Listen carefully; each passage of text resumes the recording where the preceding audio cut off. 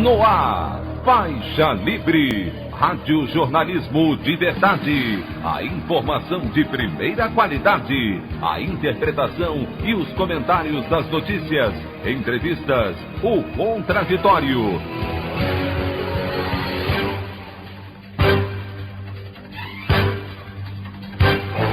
Tudo para aproximar você cada vez mais da realidade do Brasil e do mundo.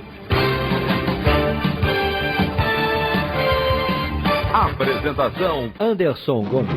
Ministério Público Federal identifica indícios de crime em compra pelo governo federal de vacina indiana Covaxin contra a Covid-19, muito acima do preço médio dos imunizantes de outros laboratórios. Deputado Osmar Terra depõe a CPI da pandemia, nega a existência de gabinete paralelo de aconselhamento de Jair Bolsonaro e tenta explicar previsões de que a pandemia se encerraria no Brasil em meados do ano passado. Policiais agem com truculência para conter protesto de indígenas na Câmara dos Deputados contra a proposta que dificulta a demarcação de territórios. Essas e outras notícias na edição desta quarta-feira, 23 de junho do ano de 2021, do programa Faixa Livre.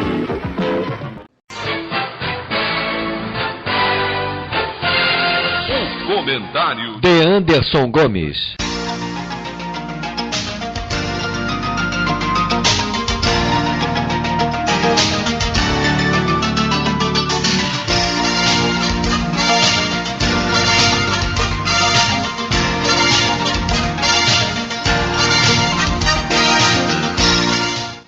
Bom dia, ouvintes.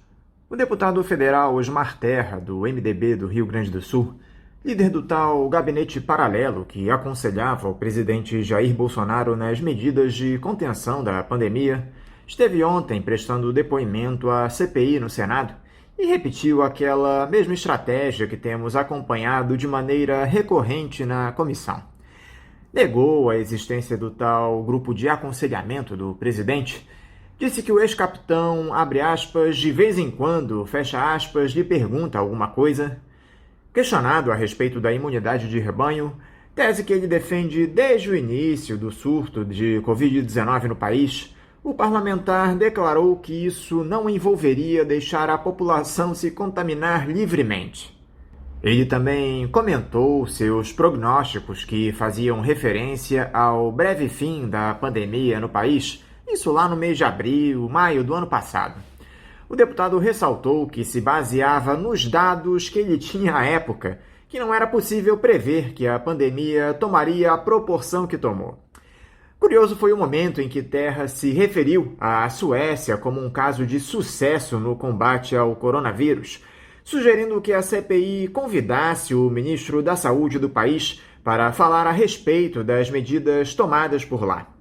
O relator da comissão, senador Randolph Rodrigues, rebateu dizendo que todo o comitê do país europeu havia sido deposto no dia anterior. Enfim, mais do mesmo, o que só confirmou a irresponsabilidade do governo federal. Agora a CPI quer investigar se o tal gabinete paralelo foi financiado por empresários bolsonaristas.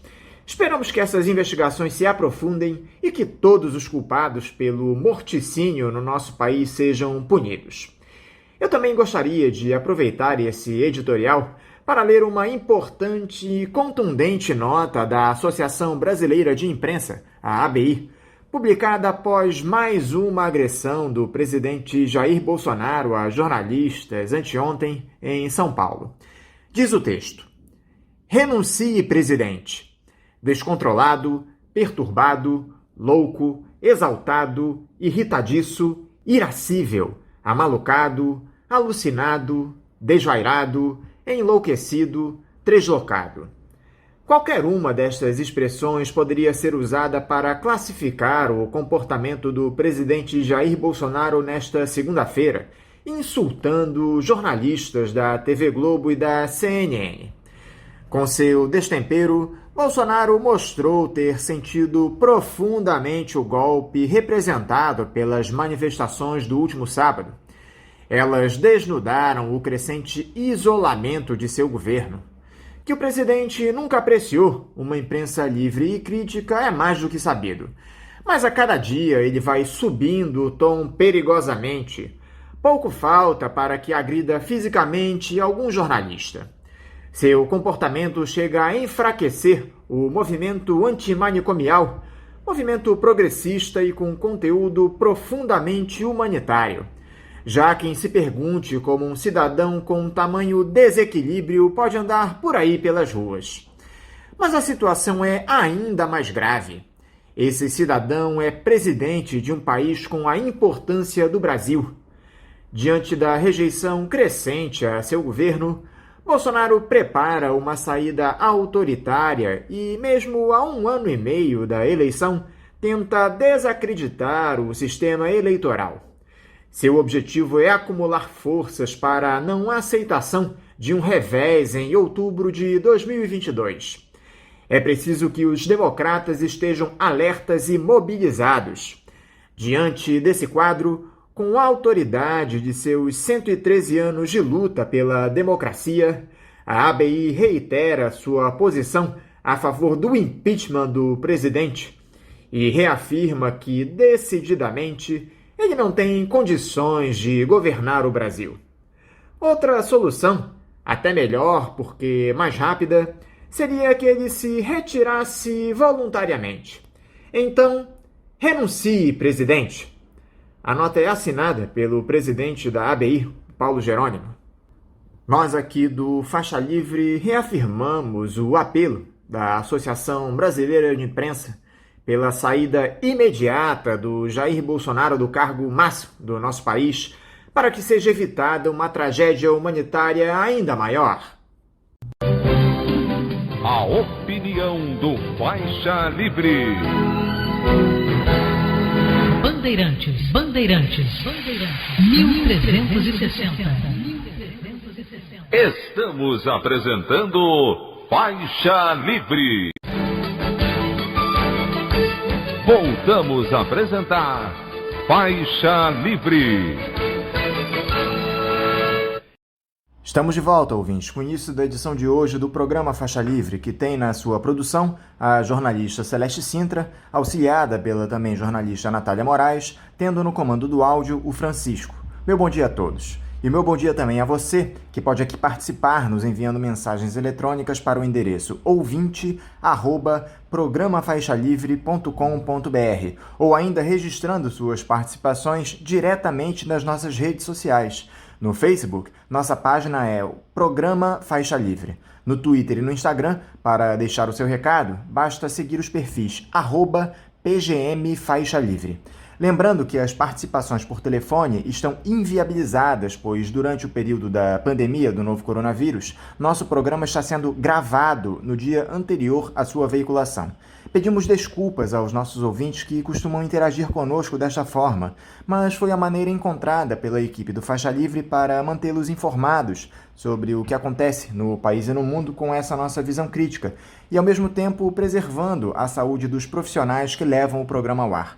O Faixa Livre pode ser acompanhado também pelo nosso aplicativo para celulares com sistema operacional Android. O nome do aplicativo é Programa Faixa Livre. Os ouvintes também têm acesso à transmissão pelo nosso site, o www.programafaixalivre.com.br, ou pela página da Associação de Engenheiros da Petrobras, a AEPET, uma das nossas entidades patrocinadoras, no www.aepet.org.br. Para quem perdeu alguma das edições ou quer ouvir novamente o Faixa Livre, os áudios das entrevistas e editoriais estão disponíveis no nosso podcast, nos aplicativos Spotify, Deezer e Castbox. E dando início às nossas entrevistas, eu cumprimento a diretora colegiada do grupo Tortura Nunca Mais do Rio de Janeiro, Vitória Grabois. Vitória, bom dia. Bom dia, Anderson. Bom dia, Celeste. Bom dia aos ouvintes do Faixa Livre. Muito obrigada por convidar mais uma vez o Grupo Tortura Nunca Mais para esse importante programa. Vitória, muito obrigado por você dialogar novamente conosco aqui no Faixa Livre. Vitória é uma série de símbolos para essa crise civilizatória que o Brasil enfrenta nos últimos 2 anos e meio. Mas eu acho que o mais significativo são essas 500 mil de mortes pela pandemia de Covid-19. marca ultrapassada no último sábado. Aliás, o dia 19 representou muita coisa para o nosso país. Nós trataremos disso mais à frente. Você imaginava, Vitória, que nós chegaríamos a junho de 2021 com 500 mil de brasileiros mortos por uma pandemia? O que isso representa nesse cenário político no qual estamos inseridos? Eu jamais imaginaria uma situação dessa. E eu jamais imaginaria de viver no meu país, né, depois da redemocratização, viver sobre um desgoverno, né? Um governo que desmantelou totalmente a saúde no Brasil, a educação, o meio ambiente, a política de direitos humanos, tudo. Não tem, eu acho que um setor da vida brasileira que não tenha sido desmantelado. É uma tragédia para o nosso povo. O nosso povo voltou a níveis de pobreza do século XX. Então, enquanto o mundo todo evolui, o Brasil entra no retrocesso.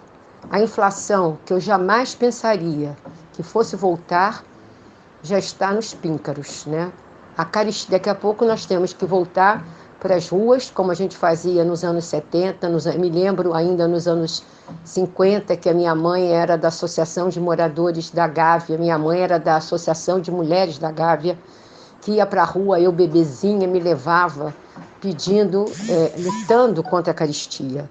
E nós voltamos a esses níveis. Em vez do Brasil evoluir, o Brasil está caminhando para trás, né? Um desmantelamento total da sociedade brasileira.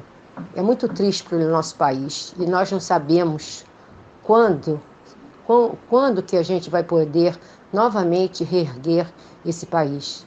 Mas nós temos que ter esperança, né? Nós temos que lutar. Eu falei há pouco sobre símbolos de Vitória, e esse governo está repleto de graves retrocessos na economia, na educação, na cultura, no meio ambiente. Há um amplo desmonte em ação. Isso porque eu nem citei as ameaças à nossa democracia. Tirando a pandemia, Vitória, qual seria o principal problema que o Jair Bolsonaro trouxe ao nosso país? Bom, o negacionismo à ciência, em primeiro lugar, né? Negando a ciência numa pandemia desse volume, né? O Brasil é o segundo com mais número de mortes atrás dos Estados Unidos, mas nós devemos lembrar que a população dos Estados Unidos é o dobro da população brasileira. E com isso, com esse negacionismo, né? Não tendo uma política sanitária eficaz, não tendo os chamados feitos lockdowns, né? Não tendo... ele ainda fica incentivando a população a não usar máscara, né? Ele fica também incentivando a população a se aglomerar, para ir para as aglomerações. Então, o vírus se disseminou de uma maneira tal.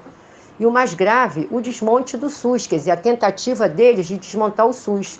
Mas os bravos médicos, né, os médicos e as médicas, as enfermeiras e os enfermeiros, os auxiliares de enfermagem, toda pessoa, a grande mesmo maioria dos profissionais da saúde do Brasil tem resistido.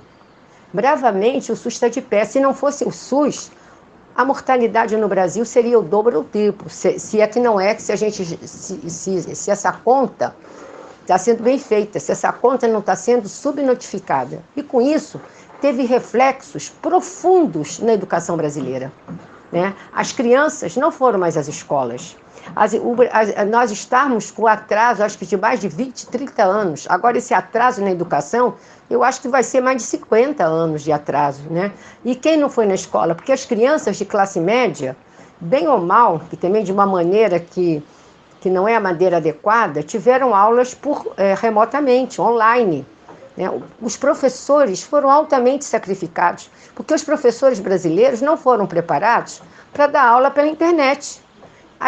Todos os professores brasileiros foram treinados para darem aulas presenciais. Agora, e a desigualdade? Né? A desigualdade é a maioria da população que não tem internet, que não tem computador, que não tem tablet, muitos não têm nem celular. E quando tem um celular, é um celular péssimo. Essas crianças estão totalmente abandonadas na educação. né? Eu estou dizendo aqui no Rio de Janeiro, as aulas presenciais vão voltar em agosto.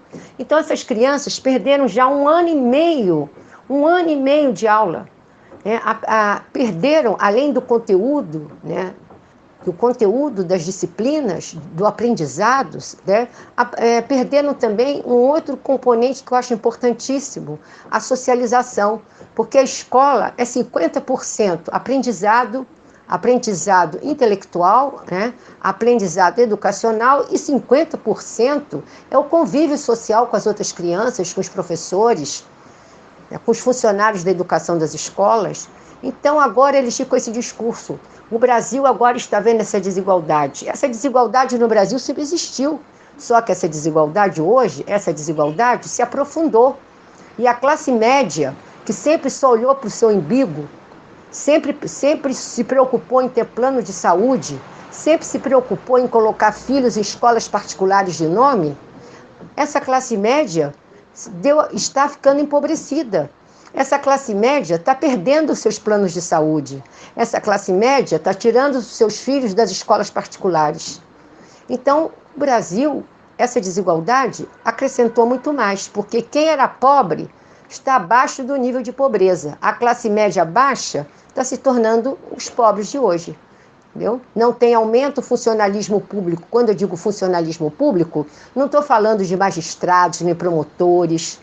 Não, estou falando do Barnabé, aquele que trabalha todo dia. Funcionário público é o professor, é o médico, é o auxiliar de enfermagem, é a enfermeira, né? Essas pessoas ganham pouquíssimo.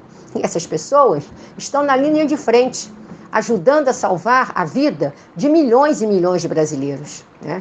E outro ponto importante, o sistema, por melhor que o SUS seja, o sistema de saúde no Brasil está entrando em colapso.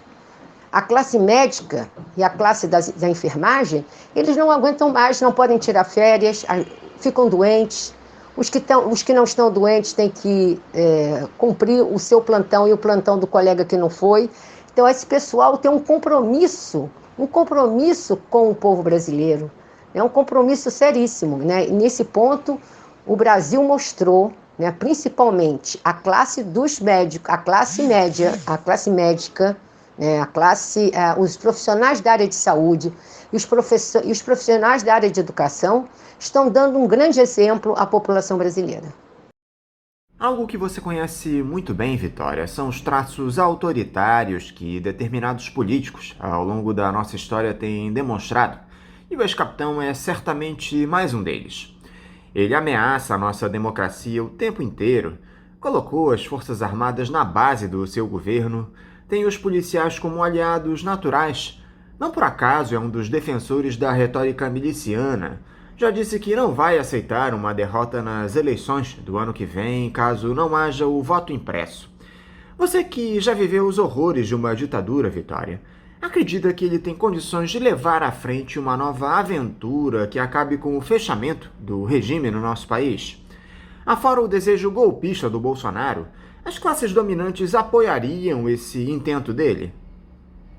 Olha, é uma pergunta que eu nem sei te responder, que eu não sei nem responder a mim mesma. Tem horas eu acho que não, e tem horas que eu acho que sim, entendeu? Eu sou uma pessoa otimista, porque se eu não fosse otimista, eu não estaria aqui hoje viva. Eu sobrevivi à ditadura civil-militar nesse país. Eu passei 16 anos da minha vida, né, os anos de florescimento do ser humano, da minha juventude na clandestinidade. Eu sofri muito, né? Eu perdi 3 familiares, o meu pai, o meu irmão e o meu marido, na guerrilha do Araguaia. Eu tive um filho na clandestinidade. Eu vivi na clandestinidade. Eu sobrevivi, eu consegui sobreviver 16 anos na clandestinidade. Muitas companheiras minhas de outras organizações, quando eu voltei ao Rio, depois da lei da anistia, ficavam impressionados como é que eu consegui sobreviver. E eu consegui sobreviver. Como nós conseguimos entrar no processo de redemocratização do nosso país. Mas os governos, uma coisa que a gente não pode esquecer, que a gente não pode dar somente a culpa ao governo Bolsonaro. Porque em relação, principalmente à política dos direitos humanos, da qual ele está acabando com todas as nossas pequenas conquistas, né? Porque a gente luta e as nossas conquistas são pontuais. Nós conseguimos uma lei da anistia que não era aquela que nós queríamos, não era anistia ampla, geral e restrita.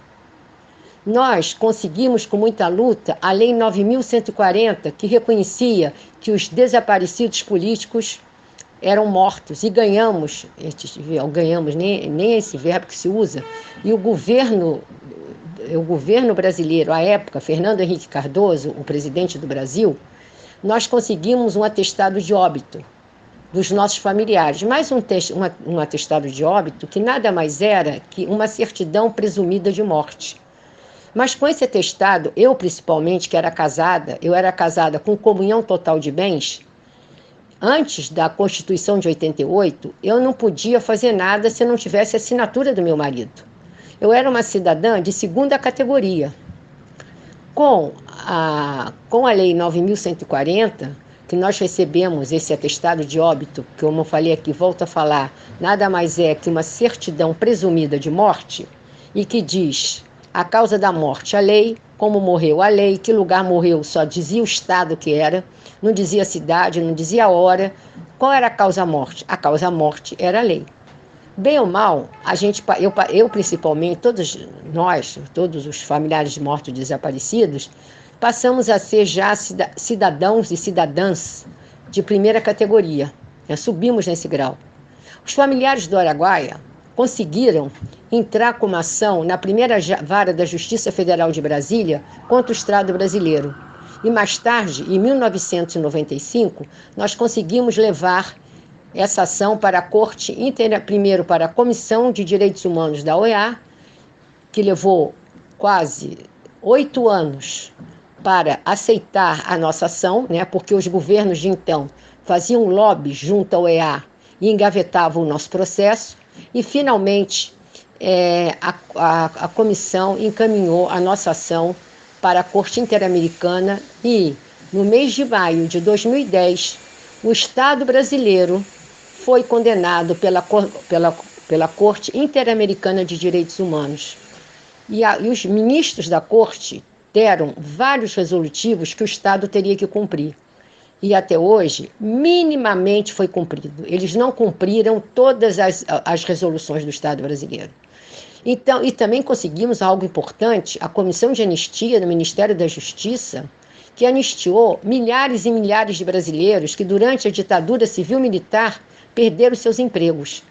E isso tudo está sendo desmontado por esse governo que aí está. A Comissão de Anistia tem desanistiado centenas e centenas de companheiros. E a Comissão Especial de Mortos e Desaparecidos Políticos nem funciona mais, nem mais está funcionando. Então, as nossas pequenas conquistas nesse governo, nós temos perdido. Nós estamos perdendo essa guerra. Agora, Vitória, essa pressão que o Bolsonaro vem sofrendo das ruas tem levado o presidente a intensificar seus ataques nos últimos tempos, especialmente em relação à imprensa que noticia os atos. Na última segunda-feira, ele ofendeu os jornalistas de uma afiliada da TV Globo, mandou a repórter calar a boca, criticou a CNN Brasil. Que esse sujeito é uma figura absolutamente desequilibrada, nós já sabemos há muito tempo. A grande questão é que ele estabeleceu os veículos de comunicação como os grandes vilões do país. A culpa não é da péssima administração dele, que relativiza uma pandemia que leva milhões de brasileiros à extrema pobreza. Os culpados são os profissionais de imprensa que noticiam parte das atrocidades que ele comete. Olha só, pela primeira vez na minha vida, na época da ditadura militar, os jornais, eu morava em São Paulo, então eu acompanhava através dos jornais o Estado de São Paulo e a Folha de São Paulo. A Folha de São Paulo era totalmente a favor da ditadura militar.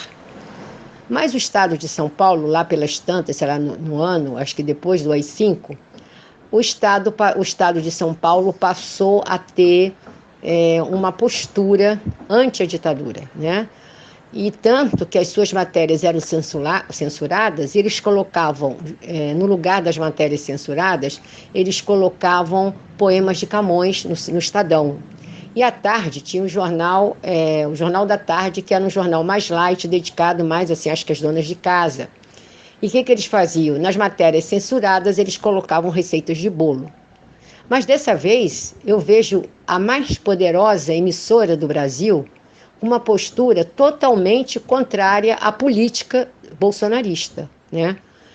E eu me lembro que quando eu fiz vestibular para a Faculdade Nacional de Filosofia, na prova para os alunos de jornalismo, qual foi a dissertação que eles fizeram?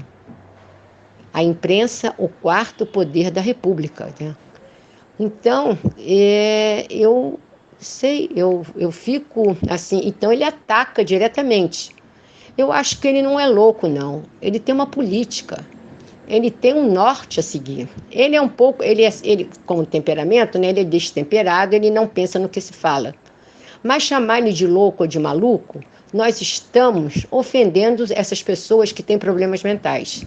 Ele sabe o que ele quer. Ele faz de propósito. E não sei se você reparou, que na imprensa, quem ele ataca mais? Ele ataca as mulheres. Né? 2 mulheres de 2 jornais importantes foram seriamente atacadas por ele. E essa menina lá, de uma filiada na TV Globo, acho que lá em Guaratinguetá, onde ele estava, por que ele não atacou o jornalista, o repórter homem? Ele vai para cima das mulheres, porque ele é misógino, ele é homofóbico, ele é racista, entendeu? Então, é essa questão. É uma política preparada, não só por ele, e que ele conta com o aval de milhares de seguidores. Os partidos políticos do campo progressista, Vitória, têm agido com a responsabilidade que os tempos atuais demandam. Você tem gostado da atuação da esquerda, especialmente nesse momento em que se tenta formar uma grande aliança com o capital hegemônico para derrotar o Jair Bolsonaro nas urnas no ano que vem? Não concordo com a esquerda. Não concordo com essa esquerda da política partidária, que tem, a certo momento, é meio parecido com o Bolsonaro, que só pensa em eleição. Nós estamos em 2021, já estamos pensando em todos os cargos. Aliás, desde o dia em que o Bolsonaro foi eleito, desde 2019, a esquerda só pensa em eleição. O negócio é eleição. Agora, nunca, nenhum governo dito de esquerda atuou para diminuir a desigualdade social. Atuou sim em algumas coisas. O que fizeram? No governo Lula, tinha luz, o Lula colocou o programa de luz para tudo quanto era lado. Né? O interior do Brasil, cidades e cidades brasileiras que não tinham energia elétrica, passaram a ter energia elétrica. Mas, e o saneamento básico? Por que esses governos também não atacaram algo importantíssimo, que é o saneamento básico? Por que esses governos aqui no Rio de Janeiro nunca tiveram a coragem de despoluir a Baía de Guanabara? Então tem uma série de coisas que os governos ditos de esquerda não realizaram para o povo. Né? Água potável para todo mundo, casa, moradia absoluta. Por que não levou políticas públicas nas periferias das grandes cidades? Por que não tem políticas públicas adequadas dentro das favelas? Eu trabalhei há alguns anos dentro da favela da Maré. Dentro da favela da Maré, na época, são 16 comunidades dentro da favela da Maré. E tinha, na época, mais de 36 escolas públicas. Era uma maravilha. Esse era um projeto até socialista. Escolas grandes, bem arejadas, muito melhores que as escolas públicas da Zona Sul, que eram escolas de prédios muito antigos. Mas tinha professor? Tinha professor para ir dar aula? Tinha condições para o professor dar aulas adequadas? Os professores, eu era assessora pedagógica do Centro de Referência de Mulheres da Maré, um projeto da UFRJ.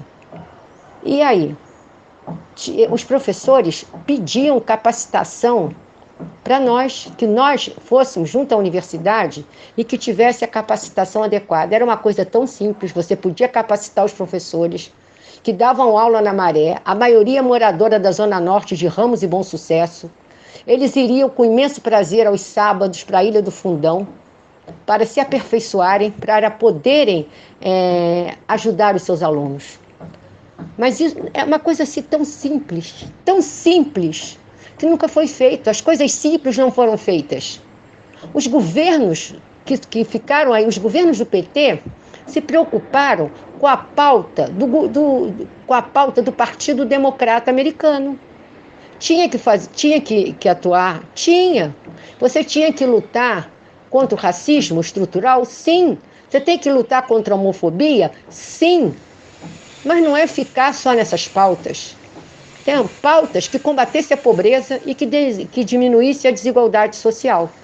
Então eu ando muito desiludida, porque é um tal de troca-troca que não é nome, não é pessoa, não é o A, não é o B, não é o C. A gente tem que se unir, mas se unir no meio de uma pauta grande. Primeira coisa que a gente tem que ver no Brasil, reestruturar contra a desigualdade social, políticas públicas, ter escolas, hospitais que funcionem dentro das comunidades, fora das comunidades, né?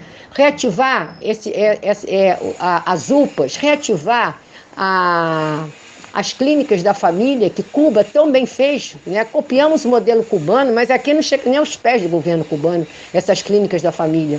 Então, a natureza, despoluir as baías de Guanabara, despoluir os rios desse Brasil, não desmantelar a Amazônia. São coisas assim essenciais que as pessoas têm que pensar nisso, não ficar pensando o mais que vai ganhar voto ali, vai ganhar aqui. Se a gente continuar dessa forma que nós estamos, eu não duvido nada, eu não tenho que Bolsonaro se elege novamente em 2022. No próximo sábado, Vitória, serão celebrados os 53 anos da Passeata dos 100 Mil, que reuniu estudantes, artistas, intelectuais, todos contra a ditadura militar que se impunha. Só que houve uma espécie de divisão a respeito dos efeitos dessa manifestação. Alguns acham que foi um dos atos mais importantes da luta naquele ano. Já para outros, o protesto representou a falsa ideia de que os canhões poderiam ser derrotados pelas flores. Quais as lembranças você tem desse ato em 1968, Vitória? E como você interpretava esse movimento na ocasião? Olha, eu não participei da Passeata dos 100 Mil, porque eu não morava no Rio de Janeiro. Eu morava na clandestinidade em São Paulo. Mas é claro, eu era muito jovem e eu vi com muita alegria, porque naquele obscurantismo que nós vivíamos, a censura nos meios de comunicação, milhares e milhares de brasileiros presos, torturados e muitos morrendo nos doicodes, né, do Brasil afora. Claro que eu vi aquilo com muita alegria, mas eu sabia que não é com flores que você derruba uma ditadura civil-militar, aqueles que têm o poder na mão. Claro que não, mas naquele momento foi uma força expressiva, né? A classe artística, os intelectuais, os estudantes puderam mostrar ao Brasil e ao mundo que eles não estavam satisfeitos com o regime civil-militar. Puderam mostrar ao mundo as atrocidades acontecidas aqui no Brasil. Só que nós não tínhamos forças suficientes para mudar esse estado de coisas. O que aconteceu? Os militares editaram o ato mais perverso que teve durante a ditadura militar, que foi o AI-5. Aí sim, aí se fechou tudo, né? Se fechou o Congresso, depois se abriu o Congresso novamente. Continuamos naquele mesmo momento com os dois partidos, o partido do Sim e o partido do Sim Senhor. E aí nós fomos assim, mas foi um momento de protesto. Para mim, pessoalmente, que era muito jovem, eu fiquei numa felicidade assim incrível. Foi a mesma coisa quando mataram Dona Lida, que eu não podia participar dos atos, que eu vivia clandestina com nome falso. No enterro da Dona Lida, no Rio de Janeiro, que nós andamos a pé, da Rua Marechal Câmara, onde é a OAB, até o cemitério do São João Batista, Naquele dia eu fiz a minha catarse, né? Quer dizer, mostrar, fomos para a rua, é muito bom ir para a rua, é muito bom mostrar para o povo brasileiro o que está acontecendo aqui, para você esclarecer, para você fazer a cabeça de milhares e milhares de pessoas, principalmente as pessoas mais jovens. Outra importante data lembrada no próximo sábado, Vitória, é o Dia Internacional de Luta contra a Tortura, criada em 1997 pela Organização das Nações Unidas com o objetivo de combater práticas de tortura e também oferecer amparo às vítimas desse tipo de situação. Eu gostaria que você falasse um pouco a respeito da programação para essa importante data, Vitória, e o que ela representa na luta de vocês contra o autoritarismo, ainda mais nos dias de hoje, com essa ameaça simbolizada pelo presidente da República. O Grupo Tortura Nunca Mais do Rio de Janeiro vai realizar uma live no dia 25, porque o dia 26 é sábado, com a participação da sociedade civil dentro do Comitê de Erradicação e Combate à Tortura no Rio de Janeiro. Não sei se você sabe, em várias partes do Brasil, e o Rio de Janeiro foi o primeiro estado a criar esse comitê. Então, é uma forma de denúncia, né? As nossas falas vão ser para anunciar as atrocidades, as violências cometidas principalmente na cidade do Rio de Janeiro. Nós vamos fazer, por exemplo, a minha fala do Grupo Tortura Nunca Mais vai ser uma fala mostrando a violência que ocorreu à época da ditadura militar, né, e que esse período não foi totalmente estudado, analisado pelos poderes, né?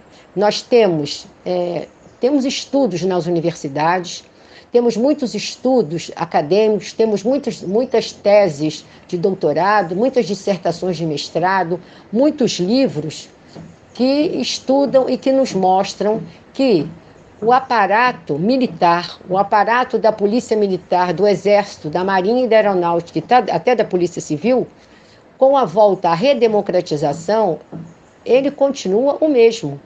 Aquelas pessoas que participaram do período repressivo continuam nos cargos de mando. Muitos estão morrendo porque já estão muito velhos, mas eles formam novos oficiais, principalmente na MAN, na Academia Militar das Agulhas Negras. Então, esse período não foi totalmente desmantelado. Então, a gente tem que ver que a violência hoje ela toma essa forma devido que não foi totalmente esclarecido aquele período, né? Os governos civis que sucederam aos governos militares não tiveram a coragem política de abrir os arquivos da ditadura para dizer o que realmente aconteceu. Quem matou os nossos companheiros, né, os nossos parentes, quem matou, quando matou, por que matou e quem matou.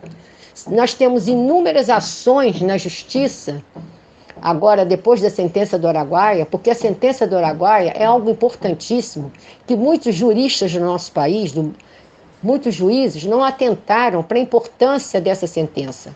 A sentença não só abrange os militantes da guerrilha do Araguaia, mas ela abrange os 494 mortos e desaparecidos brasileiros, que ele diz o seguinte: todos aqueles que cometeram crime de lesa humanidade, crime de ocultação de cadáver durante a ditadura militar, aqueles que torturaram, eles precisam ser responsabilizados, eles precisam ir para os tribunais. Só que, acima da lei da anistia, os procuradores, que é que eu faço os meus cumprimentos todos os procuradores que participaram ou que participam ainda do grupo de trabalho Justiça de Transição dentro do Ministério Público Federal, são procuradores de todas as partes do Brasil, eles entram com ações contra esses militares quando eles têm provas. E as provas, quando eles entram, eles têm provas robustas. Porque se não tem provas robustas, eles não entram, eles não fazem ações e não entram na justiça. Só que quando chega no juiz de pequena instância, da primeira instância, eles dizem o seguinte: olha, não, esse crime está prescrito pela lei da anistia, porque no seu artigo 1º, parágrafo 1º, os crimes conexos da anistia, aqueles que cometeram crimes conexos da anistia já foram anistiados, então não tem nada a fazer. Mas, segundo a ONU e segundo a OEA, esses crimes continuados, quando você não tem a materialidade da morte, esses crimes não acabaram. Esses crimes são chamados crimes continuados. O exemplo que eu te dou é no caso do Araguaia, que só foram identificadas 3 ossadas, não, 2, nós achamos 3, mas a terceira era de um marinheiro, né, do velho Manuel Chaves, que não tem família para ajudar a identificar o corpo, então a sua ossada está jogada lá em Brasília, ou no ML, ou na UNB, que atualmente nós nem sabemos onde estão essas ossadas. E o da Maria Lúcia Pitti, uma professora de 21 anos do estado de São Paulo, que nós encontramos os seus restos mortais no cemitério de Xambioá. E aí a corte, entendeu que o caso da Maria Lúcia tinha sido terminado, já havia feito justiça, porque os restos mortais dela apareceram, os restos mortais dela foram identificados e a família pôde fazer com aqueles... não gosto nem de falar que eu passo mal. Ela recebeu finalmente, depois de anos, ela recebeu uma sepultura condigna, coisa que os outros não conseguiram. Então agora, até ontem, né, um dos torturadores, um delegado do DOPS de São Paulo, foi condenado pelo sequestro do nosso companheiro, que chama-se Aquino, lá de São Paulo. Mas o juiz deu uma pena branda de 2 anos e 11 meses, que ele vai ficar em regime semiaberto, vai responder em regime semiaberto. Foi assim a primeira vitória, e o caso da nossa companheira Inês Etienne, que também o Tribunal de Justiça do Rio considerou que ela foi barbaramente torturada. Depois que ela morreu há uns 5 anos atrás. Então foram assim, no meio de 494 mortos, nós só conseguimos até agora responsabilizar criminalmente dois agentes públicos, e teve o general Ustra, mas ele não foi responsabilizado criminalmente, ele foi responsabilizado na esfera civil da justiça brasileira. Para finalizar, Vitória, a Celeste me lembra aqui que amanhã, quinta-feira, haverá uma audiência de segmento sobre os casos Araguaia e Herzog na Corte Interamericana de Direitos Humanos. O que será debatido na ocasião sobre esses importantes e tristes episódios da nossa história, Vitória? Diz aqui para os nossos ouvintes, por favor. Bom, será uma audiência de segmento, que eles querem, os ministros da corte, eles querem saber como é que o Estado brasileiro está cumprindo tanto a sentença do Araguaia como a sentença do caso Herzog, né? Porque o Estado brasileiro foi condenado nessas 2 sentenças, tanto na sentença do Araguaia, chamado caso Gomes Lund, como o caso Herzog. Então, no caso Herzog, o Herzog morreu, né? Então eles não tem tantos detalhes a sentença, né? Mas eles querem saber porque até agora o Estado brasileiro não cumpriu as diretrizes, as resoluções da Corte, que é responsabilizar aqueles que foram os responsáveis pela tortura e pela morte de Vladimir Herzog, né, porque até agora nada foi feito, e na questão do Araguaia também, eles perguntam isso, porque até agora nenhum agente público foi responsabilizado também pelos desaparecimentos dos guerrilheiros do Araguaia.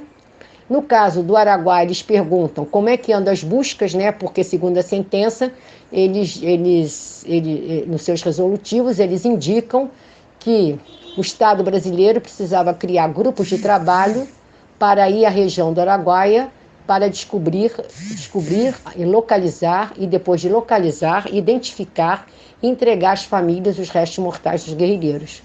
Isso era um trabalho que estava sendo feito ainda no governo Dilma, que andou muito poucamente no governo, andou muito pouco no governo Temer, e agora, com o desmantelamento dessa Comissão Especial de Mortos e Desaparecidos Políticos do Ministério aí da Damares, que é da mulher, da criança, de tudo, de direitos humanos, da igualdade racial, isso eles também querem saber sobre o ensino de direitos humanos nas Forças Armadas, como anda, porque um dos resolutivos da Corte é que as Forças Armadas iniciem cursos de direitos humanos para toda a tropa, desde o soldado ao general de 4 estrelas. E também a questão da liberdade de expressão. O que foi feito em relação à divulgação da sentença, né? O que tem havido. Então, essa sentença de segmento, nós, no caso Araguaia especificamente, nós entregamos um relatório. O Estado tinha que entregar um relatório em 2018, só entregou em 2020, não tem nem, são meses, nós entregamos o relatório em outubro, e eu até, por espanto, pessoalmente, fiquei espantada. Mal você entrega um relatório, a corte demora um tempo para nos acionar o Estado e acionar os representantes das vítimas, mas foi muito rápido. Dessa vez, menos de um ano, a corte leu lá o relatório, não, sei lá, vamos ver amanhã o que ela vai dizer. Então, é por isso que vai ter ao momento, né, da gente mostrar para a Corte Interamericana de Direitos Humanos como anda o Brasil. Na minha análise pessoal, eu acho que a Corte acelerou esse processo da audiência de segmento, porque a repercussão negativa do governo Bolsonaro está muito grande, não só a nível dos países latino-americanos, como do mundo inteiro, né? Vitória Grabois, mais uma vez, muito obrigado por você estar aqui conosco no Faixa Livre. Eu quero desejar um ótimo dia de trabalho para você e deixar aqui o meu abraço. Muito obrigada por mais essa oportunidade da gente poder falar para os ouvintes do Faixa Livre. E eu disse para vocês que a audiência da Corte vai começar no dia 24, né, quinta-feira, horário do Brasil, 11h30 da manhã, através do Facebook e do canal do YouTube da Corte Interamericana de Direitos Humanos. Até agora eles não mandaram o endereço correto, mas eu acho que entra no YouTube e coloca lá Corte Interamericana de Direitos Humanos que aparece. Então a audiência vai ser de 11h30 até 1h30 da tarde, né? Muito obrigada e bom dia para todos. Para todos e todas. Bom dia. Conversamos aqui com a diretora colegiada do grupo Tortura Nunca Mais no Rio de Janeiro, Vitória Grabois. Vamos agora ao nosso primeiro intervalo. Voltaremos já já. Voltamos a apresentar Faixa Livre. Já voltamos, ouvintes, e agora eu saúdo o advogado constitucionalista e professor de Direito Público da Universidade Federal Rural do Rio de Janeiro, Bernardo Campinho. Bernardo Campinho, bom dia. Bom dia, Anderson. Tudo bem com você? Espero que estejam todos bem no programa. Um grande abraço para você, para toda a equipe, em especial a nossa querida Celeste, Paulo, Cid. Espero que estejam todos bem, com saúde, em segurança. E espero que estejam vacinados ou se vacinem nas próximas semanas para que a gente possa alcançar a imunização coletiva e vencer os desafios dessa pandemia que já se arrasta há tanto tempo e que tanta dor, tanta dificuldade tem nos trazido. Mas um bom dia para vocês todos, um abraço fraterno e um bom dia para os ouvintes. Bernardo, muito obrigado por você mais uma vez se colocar à nossa disposição aqui no Faixa Livre. Bernardo, antes de nós entrarmos de cabeça nessa pauta que a Celeste muito bem produziu para o programa de hoje, eu não posso deixar de falar sobre algo que revolta a todos nós brasileiros, ou a quase todos, que é essa tenebrosa marca de 500 mil de mortos pela pandemia de Covid-19. Vidas ceifadas por um projeto genocida urdido pelo presidente da República, que negligenciou as medidas de segurança para conter a proliferação do vírus, a compra de vacinas contra a doença. Quase a totalidade dessas vítimas do coronavírus aqui no Brasil não tiveram a sorte que você teve de ser imunizado contra a doença. Aliás, nós ficamos muito felizes em saber que você, como profissional de educação que é, já recebeu a primeira dose da vacina. E gostaria que você falasse um pouco a respeito desse sentimento, Bernardo, de ser imunizado contra a Covid-19 e ver mais de 500 mil de conterrâneos indo a óbito pela irresponsabilidade de um gestor público.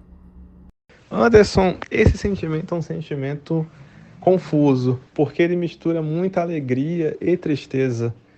Alegria por você começar a se proteger, por você ter recebido a vacina, e eu acho que fiz questão de não revelar em rede social qual foi o fabricante, porque eu acho que uma vez aprovada pelas agências reguladoras, pela Anvisa, uma vacina eficaz e segura, qualquer que seja seu fabricante, deve estar à disposição. Eu acho que a gente tem que acabar com essa história da grife da vacina. Então, vacina boa é a vacina que está no posto, que foi testada, aprovada, que é fiscalizada e monitorada pelos técnicos e que a confiança tem que estar depositada não se a vacina é de A ou de B, mas no sistema público universal de saúde, que tem sido tão essencial para a gente vencer ou para a gente enfrentar ao menos essa grande pandemia. Tenho alegria por isso, a gratidão pelo SUS, pela ciência, pela Fiocruz, pelo Butantan, por cada pessoa que na ponta trabalhou para manter a vida minimamente operacional, os trabalhadores da saúde, dos setores essenciais de transporte, alimentação, farmácia. São tantos agradecimentos a essas pessoas que se sacrificaram, estão trabalhando com EPI, muitas vezes pouco reconhecidas, negligenciadas, os que são do setor público, como os trabalhadores da vigilância sanitária e da saúde, os professores que transmitem suas aulas via tecnologia remota, internet, EAD, enfim, mesmo pessoas que prestam assistência religiosa ou humanitária, totalmente esquecidos muitas vezes pelas grandes narrativas, ou, no caso dos trabalhadores do setor público, premiados, entre aspas, com a PEC emergencial, que congelou o investimento, congelou a possibilidade dessas pessoas terem revisão de seus vencimentos por algum tempo, entendeu? Aprofundando o modelo injusto da PEC do teto. Então, tem alegria, tem gratidão, tem um pouco de sentimento de injustiça, tem a consciência de que a minha vacinação individual é importante para mim, mas ela é um ponto que deve ser compatibilizado com todo um movimento coletivo de imunização. A gente só vai vencer a pandemia quando 70% ou mais da população estiver vacinada com 2 doses, então aumenta a responsabilidade de usar máscara, de aderir à higienização, de fazer o melhor para se proteger a todos. E o senso de revolta de 500 mil compatriotas que não puderam chegar nesse momento, que nem tiveram a chance, ou que no meio do processo de imunização, ficaram para trás e infelizmente nos deixaram pelo descaso, pela falta de comprometimento. Em algum grau, há responsabilidades em diversos níveis para apurar, desde o surgimento da pandemia, da maneira como os países reagiram, mas no Brasil a gente vive um drama particular, que é um genocídio de 500 mil pessoas caminhando para ser 600 mil muito em breve, conduzido a mão e ferro pelo negacionismo, por um projeto autoritário ególatra de poder nas mãos de Jair Bolsonaro. Então, não é o único responsável, mas é o maior responsável, porque de onde se esperava exemplo e liderança, se veio omissão, brutalidade e negacionismo. Então, são sentimentos muito divididos, e que nossas gerações futuras reflitam sobre esse momento e tirem um aprendizado verdadeiro sobre o que aconteceu, mas que não fique só no aprendizado. Responsabilidades precisam ser cobradas.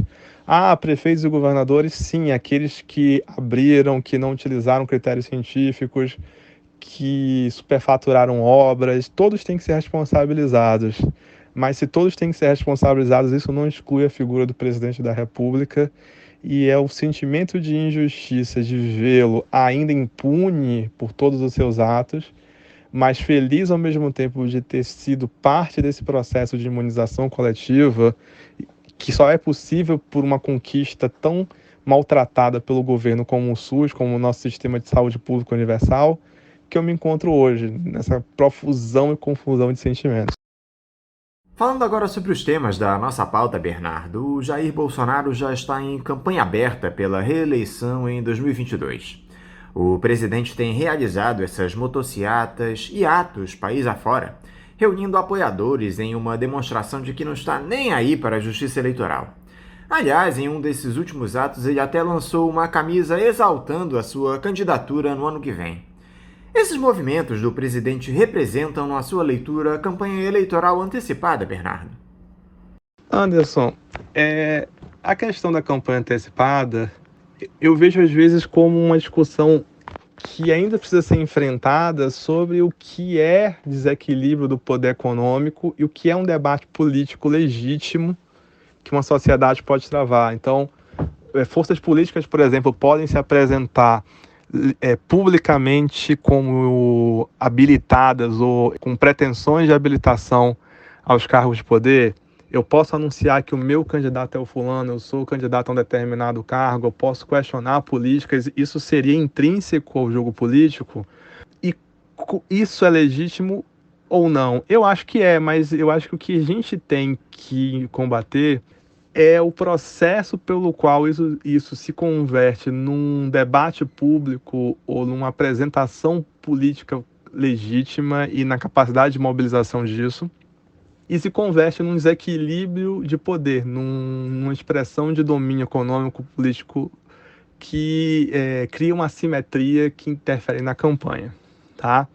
Então a legislação brasileira ela já não é muito feliz, que muitas vezes ela, no intuito de combater a campanha antecipada, ela acaba criminalizando o processo político que é muito anterior ao processo eleitoral. Feita esta crítica e partindo da ideia do direito posto, do que efetivamente da normatividade eleitoral que existe, Jair Bolsonaro tem feito ou começou a fazer campanha eleitoral. Na verdade, eu acho que ele nunca deixou a campanha eleitoral, porque fazer campanha eleitoral é fácil, governar é que é difícil.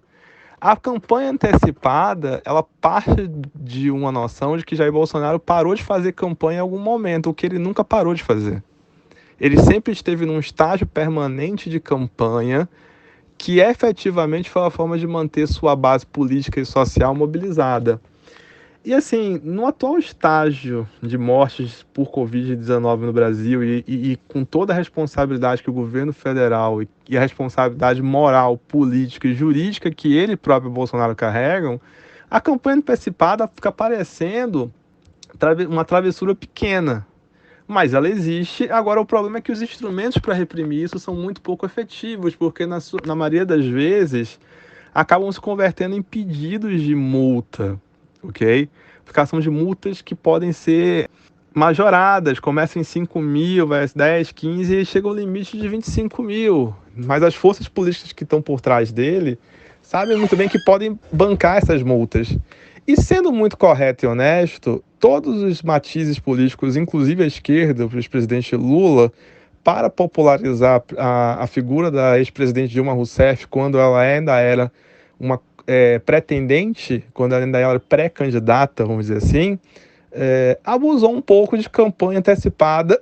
É uma estratégia política em que muitas vezes você coloca na balança e a pouca efetividade ou a pouca lesividade da multa a seus interesses ou a capacidade de estabelecer mecanismo para pagá-la torna atraente você meio que desafiar os limites da propaganda eleitoral se não houver uma consequência mais drástica como inelegibilidade em função de abuso de poder político e econômico, que é outra coisa, que pode até começar ou incluir estratégias de campanha antecipada, mas que é algo muito mais grave.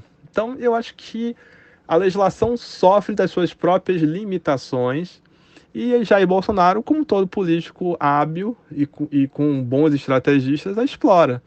E acaba sendo o menor dos seus defeitos diante de todos os seus erros, não só na condução da pandemia, mas no desmonte de políticas públicas inclusivas e igualitárias que esse país vivenciou, desde inclusive da Constituição de 88 do governo Itamar. Jair Bolsonaro é um grande inimigo da Constituição em 88 e, em última análise, da democracia. Ser inimigo da legislação eleitoral que previne campanha antecipada é só parte do pacote, infelizmente. Agora, uma peça-chave nesse projeto do bolsonarismo, Bernardo, é o Procurador-Geral da República, Augusto Aras. E esse ano nós teremos a escolha de um novo PGR pelo chefe do Executivo ou a manutenção do próprio Aras no posto. Há um movimento dentro do Ministério Público que pede a institucionalização da lista tríplice produzida pelo órgão para que o presidente escolha o novo procurador-geral, tradição que ele não respeitou na escolha do Aras, em uma tentativa de resguardar o MP de interesses políticos. Dessa vez, há 3 subprocuradores que concorrem à vaga de Aras, que ainda serão votados pela Associação Nacional dos Procuradores da República. Você vê força no Ministério Público, Bernardo, para evitar que o Bolsonaro escolha novamente o Augusto Aras para o cargo de PGR? Ele tem sido muito criticado internamente no órgão por sua defesa intransigente ao ex-capitão, de olho em uma vaga no Supremo Tribunal Federal.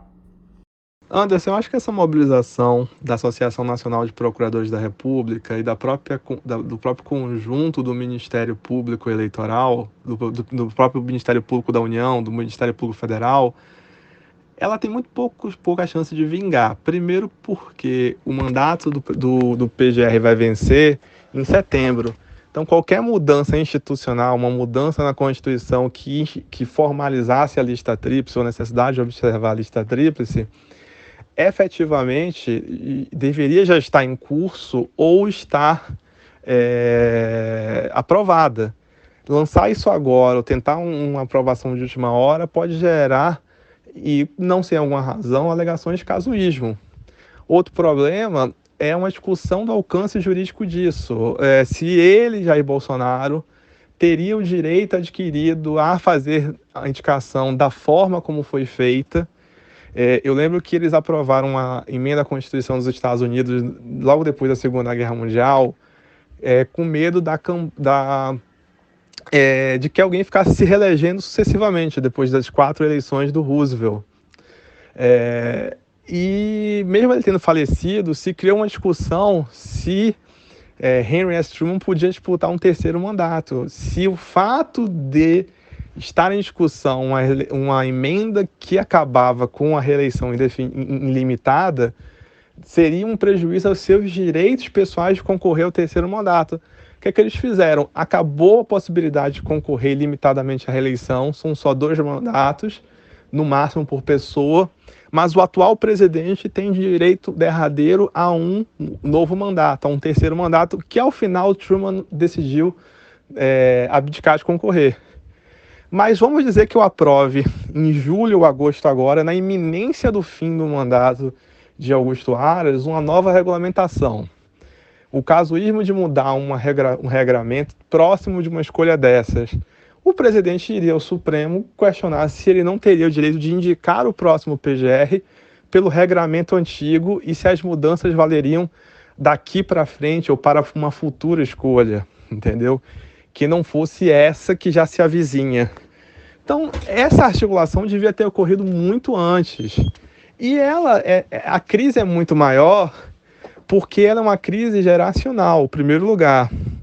Há uma crise interna entre procuradores antigos que foram deslocados pelo sucesso da Operação Lava Jato, agora em crise em si, e que estão, de uma certa forma, devolvendo na mesma moeda com Augusto Aras. Segundo, Augusto Aras fez um leilão pessoal da PGR para obter uma vaga no Supremo Tribunal Federal. Não sabemos se ele a obterá, até porque Seguro morreu de velho, e Jair Bolsonaro, tendo um PGR tão fiel e tão obstinado por uma vaga, prefere mantê-lo junto a si, enquanto pelo menos ele não se reelege. Então, eu não acredito que Augusto Aras seja indicado para a próxima vaga no Supremo Tribunal Federal. Então, por que perder um procurador tão fiel sem ter alguém de igual estatura para colocar no lugar? E aí, Jair Bolsonaro não tem compromisso nenhum com as instituições que já existem e funcionam regularmente. Já há um confronto, um desafio constante que ele põe às instituições, um desgaste que ele promove com o Congresso, Supremo, Tribunal de Contas da União, já em questões estabelecidas e previstas na Constituição e nas leis, que dirá de um costume que basicamente vigorou exclusivamente durante a era do PT, que era de indicar o mais votado da lista tríplice.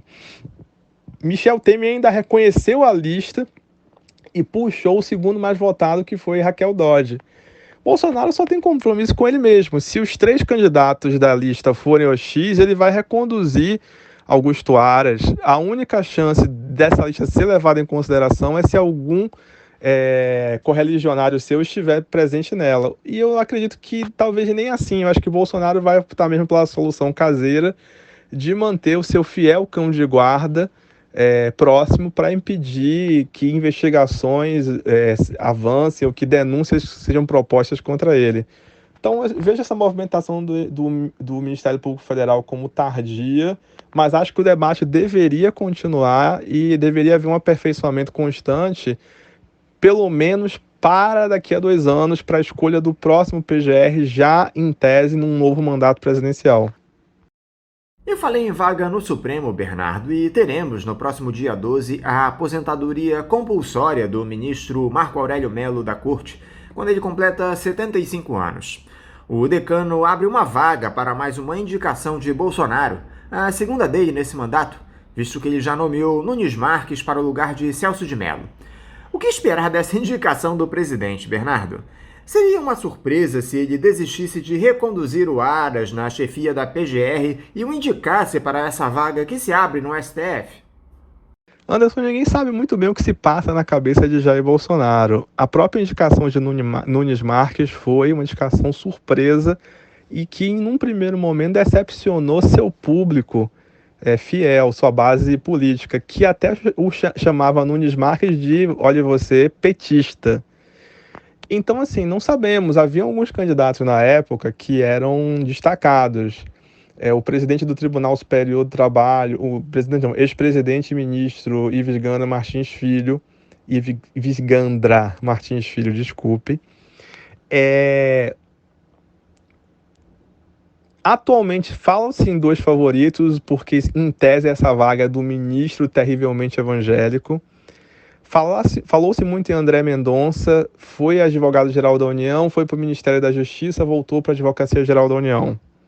Não se sabe ao certo se é ou não é, já há um temor na base bolsonarista de que ele vai ser um novo Fachin, e isso para eles é um grande defeito, no sentido de que é o cara que vai continuar defendendo o que eles pensam como pautas progressistas de esquerda, e realmente André Mendonça não tem laços mais consistentes com a ideologia bolsonarista, embora tenha se prestado um papel triste de abrir inquéritos baseados na Lei de Segurança Nacional para intimidar opositores do presidente num volume que chegou a incomodar tanto as forças políticas democráticas e o próprio Congresso Nacional, que levou uma discussão para uma reformulação, na verdade uma revogação com substituição da Lei de Segurança Nacional por uma Lei de Proteção e Segurança ao Estado Democrático de Direito. Vejamos.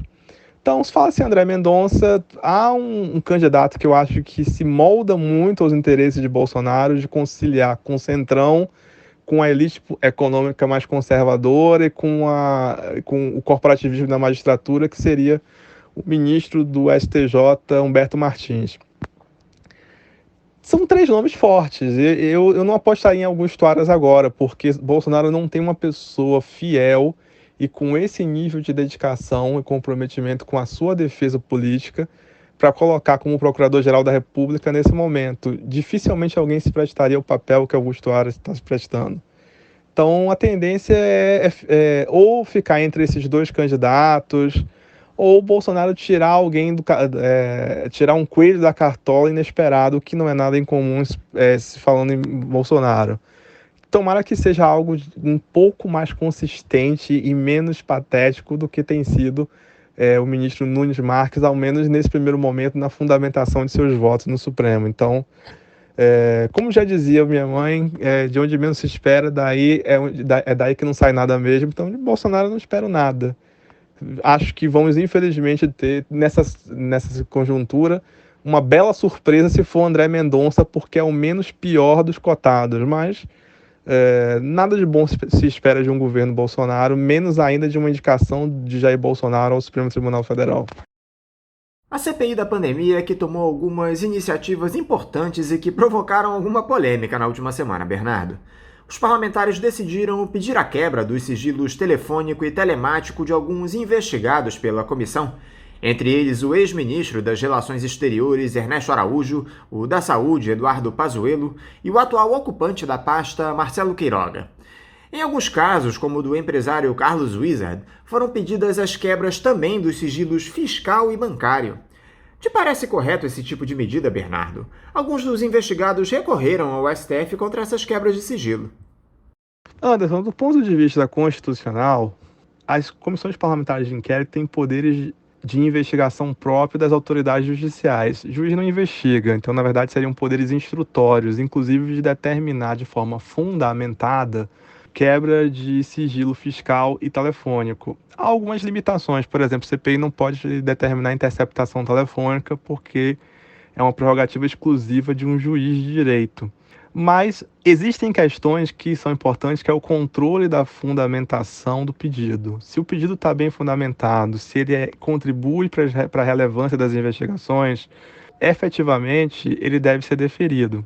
Então, o Supremo Tribunal Federal tem uma jurisprudência assim, bastante consolidada sobre a legalidade e constitucionalidade do poder das CPIs de estabelecer quebra de sigilo, mas, efetivamente, eu tenho que analisar qual é a fundamentação desses pedidos, se eles apontam para situações concretas. Nesse sentido, eu tenho decisões do ministro Luiz Roberto Barroso suspendendo esses pedidos. Mas outros muito importantes, por exemplo, deferidos por Rosa Weber, Ricardo Lewandowski e Gilmar Mendes, mantiveram decisões da CPI por uma questão de separação de poderes para evitar uma intromissão do judiciário nos trabalhos legislativos de investigação esse que tem amparo na Constituição. O Supremo pode suspender quebra de sigilo fiscal e de comunicações de investigado quando isso for abusivo, quando isso for desproporcional, e aí é o controle da fundamentação dada pela CPI. Nos primórdios, as quebras eram votadas sem fundamentação. E a jurisprudência do Supremo Tribunal Federal nos anos 2000, principalmente depois da CPI dos Correios e da CPI dos bingos, foi fazendo um controle mínimo da fundamentação. Então, eu acho legítimo o Supremo controlar os excessos, preservando a atuação parlamentar, preservando a separação de poderes. Então, eu vejo que é um direito recorrer ao judiciário contra a lesão, ameaça a direito, tanto quanto o judiciário deve se pautar pela Constituição e pelas leis. Até aqui, há divergências dos ministros de acordo com a distribuição dos pedidos dos habeas corpus, dos pedidos de habeas corpus, mas isso é parte do da própria sistemática, até um tanto quanto confusa, dos poderes monocráticos que os ministros têm, em detrimento muitas vezes, ou passando por cima da colegialidade, do grupo mesmo, de cada turma do Supremo ou do próprio plenário. Então, eu acho que os pedidos são mais ou menos legítimos. Os principais investigados, como, por exemplo, Eduardo Pazuello, não conseguiram se subtrair desses pedidos, outras pessoas conseguiram. Vai muito da fundamentação que efetivamente se dá a cada decisão. O problema não é deferir ou indeferir o pedido, mas são as decisões conflitantes. Isso é um problema muito mais interno do Supremo Tribunal Federal em si, do que o problema de pedir, ou do investigado pedir, ou de se deferir ou deixar de deferir a medida. Porque o Supremo acaba dispersando as decisões em ministros individuais e não criando um padrão consistente de caráter técnico-jurídico que possa dizer quando vai se reconhecer ou não o direito da CPI de quebrar sigilo fiscal, bancário e de comunicações. Então, o que existe hoje é um controle da fundamentação para ver se há conexão instrumental com o objeto da investigação, se atende uma finalidade, se as situações concretas estão apontadas, mas essa profusão de decisões contraditórias acaba reverberando muito mais na legitimidade das decisões do Supremo Tribunal Federal em si do que nos trabalhos da CPI ou na dinâmica da investigação, embora também repercuta nestes últimos casos.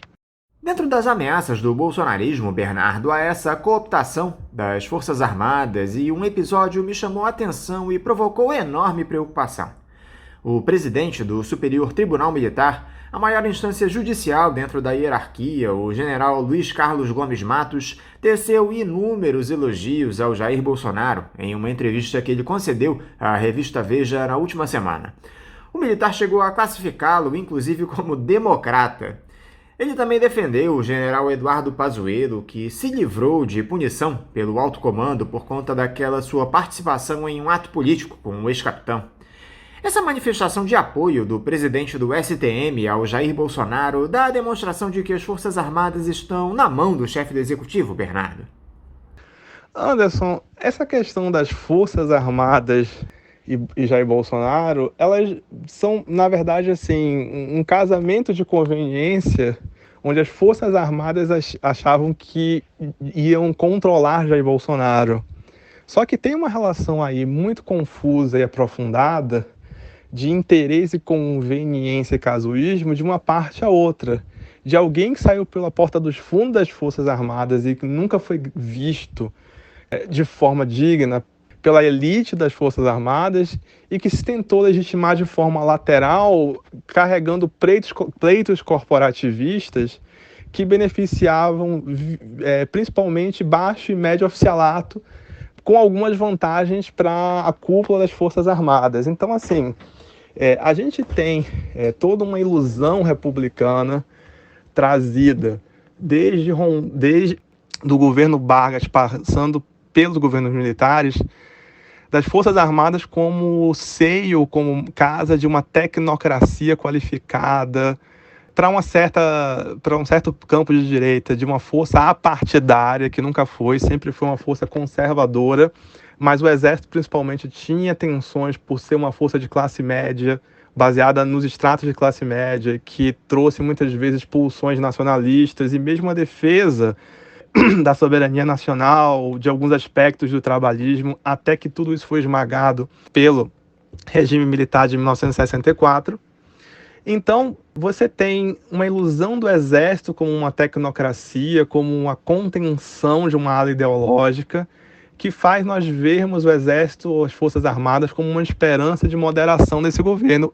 As Forças Armadas, por sua vez, tinham o seu programa desenvolvimentista, nacionalista, de um viés conservador, mas ainda assim algum programa político, e achavam que iam estabelecer a política junto com o Bolsonaro ou por meio do Bolsonaro. Só que ninguém controla Jair Bolsonaro. Bolsonaro controla ele mesmo. E aí Bolsonaro tinha todo o ressentimento e ranço do período que foi ejetado de forma desonrosa das Forças Armadas pelas portas do fundo de uma absorvição controversa e dividida no Supremo Tribunal Militar. E aí eu tenho uma alegoria que vem do pop, mas na verdade do rap, que é pouco comum para o grande público, que é o seguinte: Dr. Dre, que é um dos principais nomes do rap e que lança o Eminem, um rapper branco, no cenário musical nos Estados Unidos no final dos anos 1990, eles efetivamente surgem para a grande cena, para o grande público, com Dr. Dre apadrinhando o Eminem, entendeu? Aí esse é o meu garoto. E aí um dia eles vão num programa que existe até hoje nos Estados Unidos, o Saturday Night Live, o programa ao vivo no sábado à noite, um programa de comédia muito interessante, eu gosto muito. Assisto quando posso, já não tenho assistido tanto. O Dr. Dre trouxe aí o Eminem para fazer uma participação especial numa apresentação de música, porque o programa funciona com sketch de humor e depois eles têm apresentações ao vivo. E em algum determinado momento o Eminem toma conta da apresentação e o Dr. Dre fica lá meio sem entender o que ia acontecer. E que na verdade o que aconteceu é o aprendiz, é o proteger, o aluno tomando o lugar do seu mestre. Quem estava participando na apresentação de quem? O Exército, as Forças Armadas viam Bolsonaro como um protegido, como um meu garoto, um egresso, alguém que eles iam, no fundo, controlar. Bolsonaro disse: não, quem vai controlar vocês sou eu. Não são vocês que estão participando do meu show. Não sou eu que estou participando do show de vocês, são vocês que estão participando do meu show. E assim, como tudo na vida em que há um descompasso entre idealização e realidade, tende a não acabar bem. Há uma compra, abre aspas, por meio de um aparelhamento das instituições por estratos militares que já tinha começado no governo Michel Temer. no sentido de termos muitos militares, policiais militares, bombeiros, em vários estamentos de cargos civis na esplanada dos ministérios, fazendo a política em lugares que eles têm zero expertise, ou muito pouca, como IBAMA, Ministério da Educação, Ciência e Tecnologia, muitas vezes sem um acúmulo próprio na matéria. E, efetivamente, a gente tem, por outro lado, a conquista com benesses corporativistas. A reforma da Previdência Militar, por exemplo, que foi um grande engodo, que na verdade foi um aumento disfarçado de reforma que penalizou principalmente a base das Forças Armadas, dos policiais militares e do Corpo de Bombeiros, mas que preservou os interesses de cúpula. Então, Jair Bolsonaro pega o projeto de escola cívico-militar e que, no fundo, não é uma proposta pedagógica em si, mas mera aparelhamento do sistema educacional com o pagamento de adicionais para militares e policiais reformados fazerem a segurança e a disciplina das escolas. Então, essas pequenas compras, ou compra com pequenos favores, podem se tornar aquilo sem o qual os militares não vão conseguir viver e voltar à caserna. Mas hoje, se eles achavam que Bolsonaro era dependente deles, parece que é muito mais eles, Forças Armadas, que são dependentes do Jair Bolsonaro. Bernardo Campinho, mais uma vez, muito obrigado por você conversar aqui conosco no programa. Eu quero te desejar um ótimo dia de trabalho e mandar um forte abraço. Anderson, eu queria deixar um grande abraço aqui para você, para toda a equipe do programa Faixa Livre, um abraço grande para a Celeste, para o Paulo, para o Cid. Um abraço para todos os nossos ouvintes, espero que todos estejam devidamente imunizados, seguros e salvos dessa pandemia muito em breve, que a imunização avance e que todas as pessoas maiores de idade sejam vacinadas nos próximos meses, que a gente consiga construir estratégias de saúde para superar a pandemia, mas, acima de tudo, estratégias e políticas públicas para valorizar a saúde pública universal, defender o investimento em educação, ciência e tecnologia e para que a gente possa enfrentar o quadro de desigualdades que essa pandemia vai legar em nossas vidas. Então, mais uma vez, obrigado pelo convite, de coração. Obrigado pelas felicitações, pelos votos simpáticos pela minha vacinação individual, que é só parte de um todo muito maior. E um grande abraço a todos, até a próxima. Conversamos aqui com um advogado constitucionalista e professor de Direito Público da Universidade Federal Rural do Rio de Janeiro, Bernardo Campinho. Vamos agora a mais um intervalo. Voltaremos já já. Voltamos a apresentar Faixa Livre.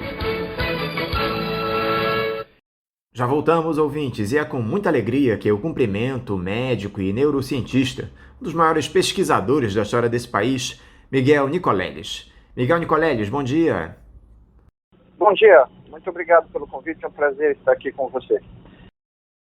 Nicoleles, muito obrigado por você se dispor a dialogar conosco aqui no Faixa Livre.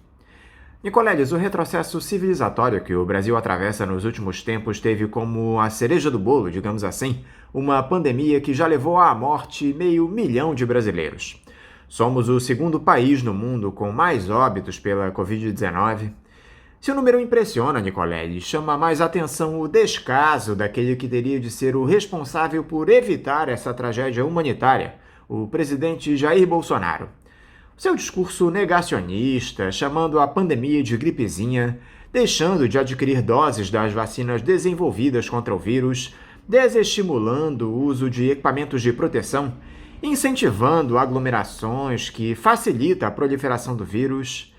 Como caracterizar esse cenário em que o Brasil está inserido, Nicoleles, onde a principal liderança do país dá de ombros para uma pandemia? Dá para dizer que há um processo genocida sendo urdido pelo chefe da nação? Bom, na realidade, o mundo todo olha para o Brasil nesse momento e nos últimos 15 meses completamente estarrecido, né?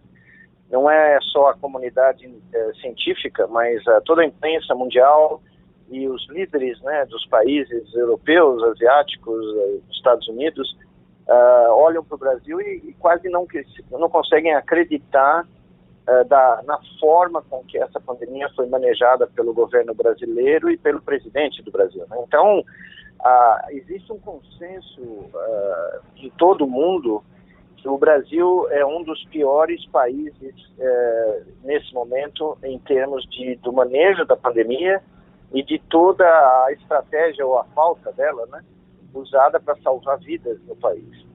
Na realidade, eu acredito que exista uma lista quase que infindável aí de crimes como contra o povo brasileiro que precisam ser esclarecidos, e os responsáveis, a começar do mandatário da nação, né, que basicamente se transformou no inimigo público número 1 no mundo da pandemia.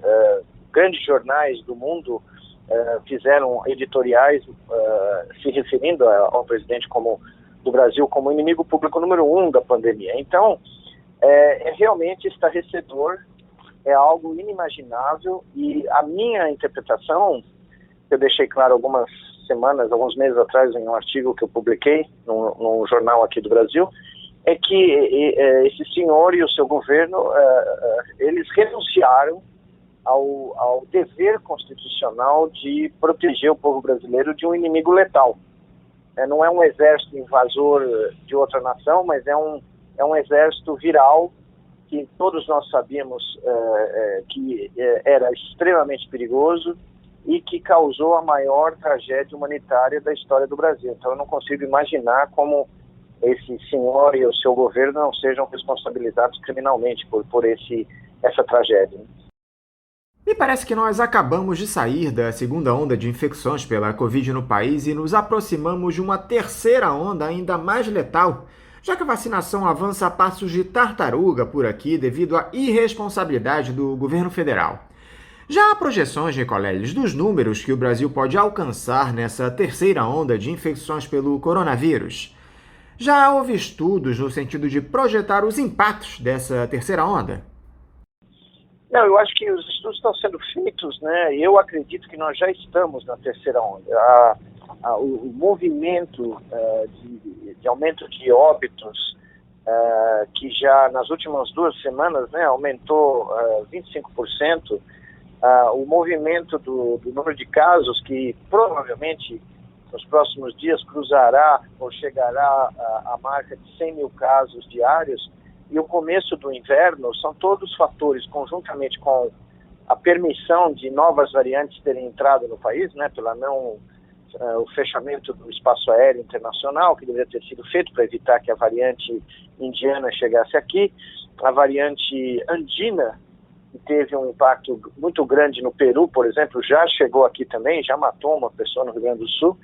Então, todos esses fatores fazem com que seja bem mais difícil projetar os modelos que nós usamos até agora, né? Porque nós estamos agora com uma sopa de variantes no Brasil, nós estamos com um sistema hospitalar colapsado, nós temos uma vacinação que caminha realmente de forma não ideal, com uma defasagem muito grande no número de pessoas que está recebendo a segunda dose.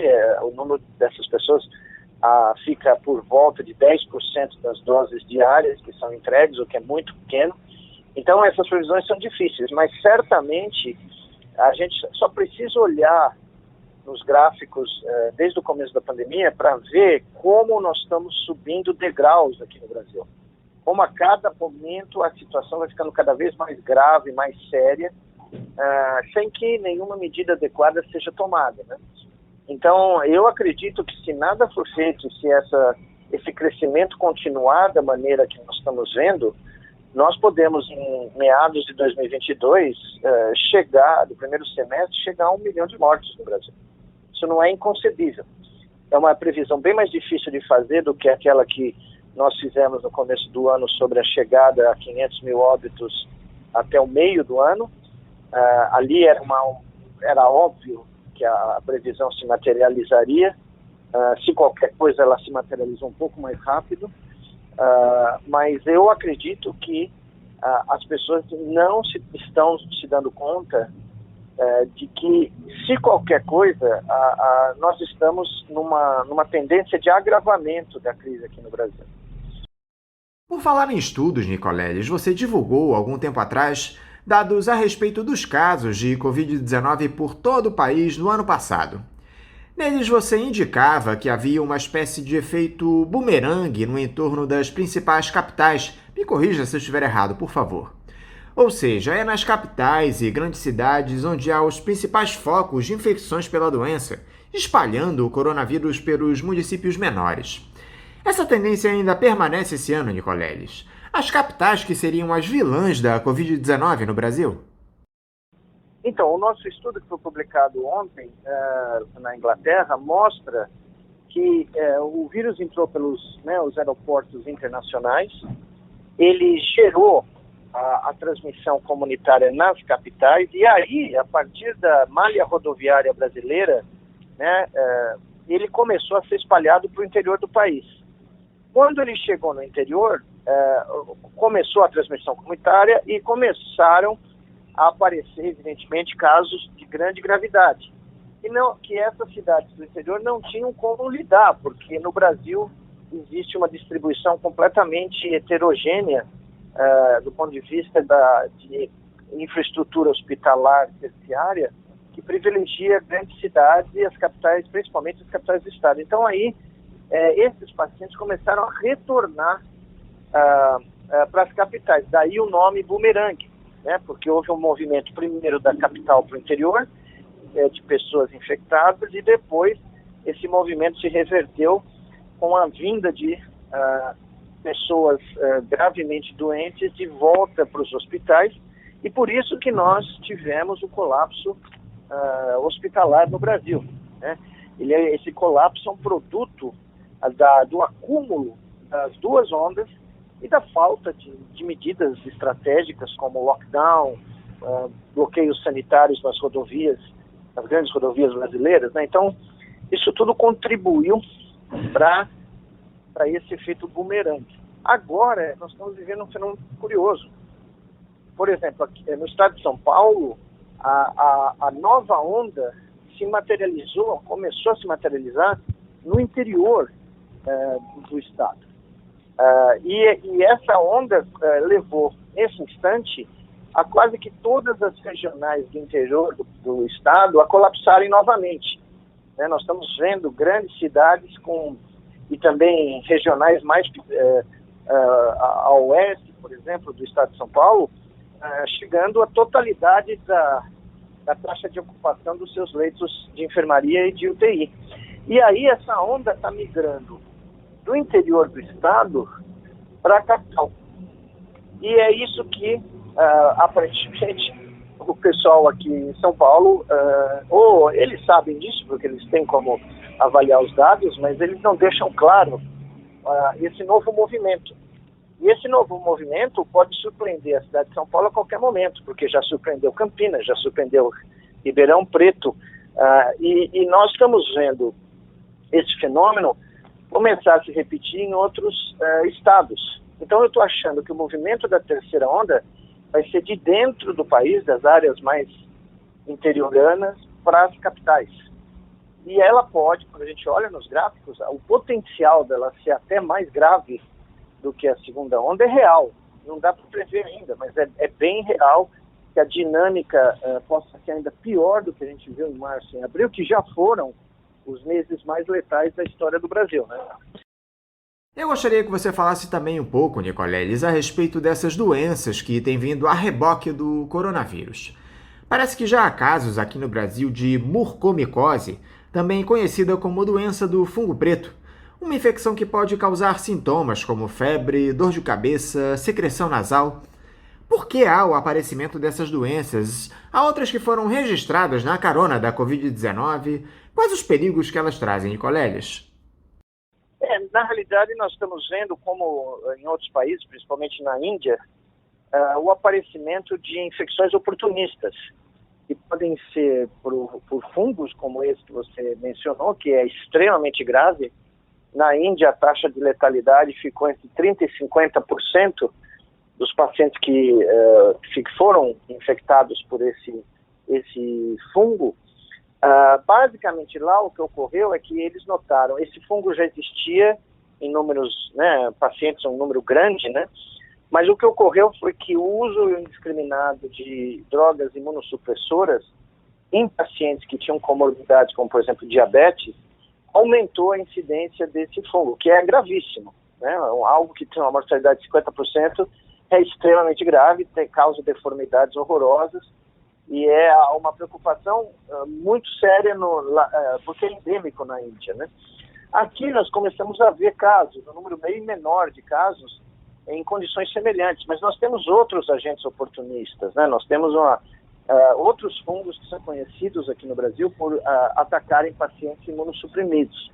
E também nós temos uma outra questão que no Brasil é uma questão talvez muito mais importante do que na Índia, que foi o uso indiscriminado de antibióticos para combater um vírus, ou seja, totalmente absurda, parte desses tratamentos precoces aí que não tem fundamento nenhum, eles estão gerando casos de infecção por bactérias multiresistentes, que é o que você espera em qualquer lugar do mundo quando antibióticos são usados indiscriminadamente, sem necessidade, e levam ao surgimento, né, dessas bactérias multiresistentes. Curiosamente, o Brasil, para variar, né, está sofrendo com as consequências dessas recomendações que foram feitas, inclusive, pelo presidente da República e pelos seus ministros e por agentes, né, que hoje estão, por exemplo, tendo que depor na CPI do Senado e correndo o risco de serem indiciados por charlatanismo, porque basicamente beira isso, né? E as consequências são trágicas, porque nós não temos antibióticos de reserva para tratar essas bactérias multiresistentes que estão sendo isoladas no país nesse momento. Eu tenho visto depoimentos de profissionais de saúde, Nicoleles, dizendo que muitas pessoas comparecem aos postos de vacinação e rejeitam a vacina, dependendo do imunizante que estiver disponível naquele posto. A população está achando que é um self-service de vacinas, Nicoleles? Por que as pessoas temem tomar determinado imunizante? Há algum tipo de risco considerável atribuído a alguma das vacinas que é aplicado atualmente no Brasil? Então, isso é um fenômeno curioso também, que eu também só tenho notícia aqui no Brasil. Né, eu, como moro nos Estados Unidos há mais de 30 anos, meus filhos que estão lá e outros amigos que estão lá contam que isso não está acontecendo lá. As pessoas estão chegando e sendo vacinadas com a vacina que tiver à disposição, né? E, de repente, aqui no Brasil, comecei a ouvir esses relatos em várias partes do país. Isso também é fruto do espalhamento de notícias falsas, né? Das chamadas fake news, que no Brasil tiveram uma dimensão impressionante, inclusive, infelizmente, com membros da comunidade médica espalhando notícias falsas. Nós vimos vários exemplos aí. Então, o que está ocorrendo é que as pessoas recebem provavelmente mensagens de familiares ou no seu WhatsApp falando que vacina X ou Y tem um efeito colateral perigoso, o que até agora nós não temos um registro nenhum. Né? As vacinas que estão sendo administradas no Brasil passaram por um processo super rigoroso de aprovação da Anvisa e elas estão tendo resultados. Haja vista o decréscimo nas internações de pacientes que na primeira fase da pandemia, acima de 65 anos, eram a população que mais foi internada e que infelizmente mais faleceu no país.